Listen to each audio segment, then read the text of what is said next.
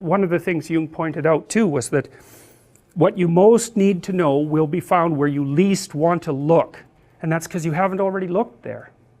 And so it's a little different for everyone, right? Because your particular place you don't want to look isn't going to be the same as your place, but you're going to have a place you don't want to look, and what you haven't discovered, that's where it is.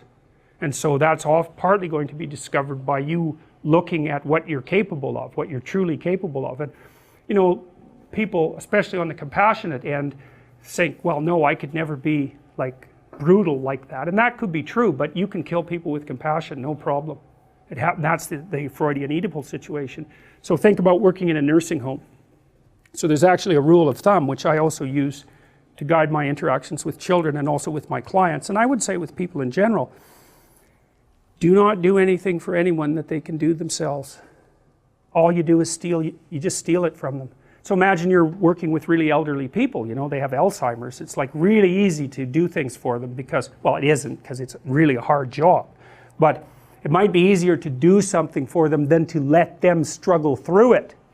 But you just speed their demise, right, by taking away the last vestiges of their independence. And you do the same thing with kids. It's like, struggle through it, man.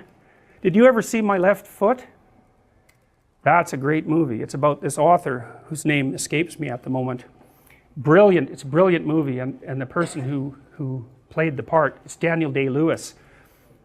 I think he won an Academy Award for it, but it's about this author in Ireland who was, I think he had cerebral palsy, and all he could really do was use his left foot. That was it. The rest of him was pretty spastic and not controllable. But he was there, he was very intelligent, and he was with it, and his dad would not help him.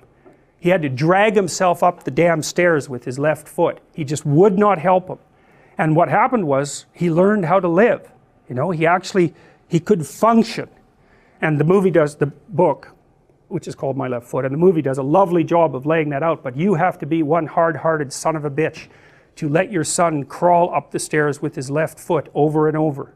You think about that. But what's the alternative? You know, if he would have been, and of course he lays this out in the book, if he would have been catered to, he would have ended up just like you'd expect someone who was always catered to. So it's a very nice lesson in the triumph of fostering independence over too casual compassion. That's what I would say.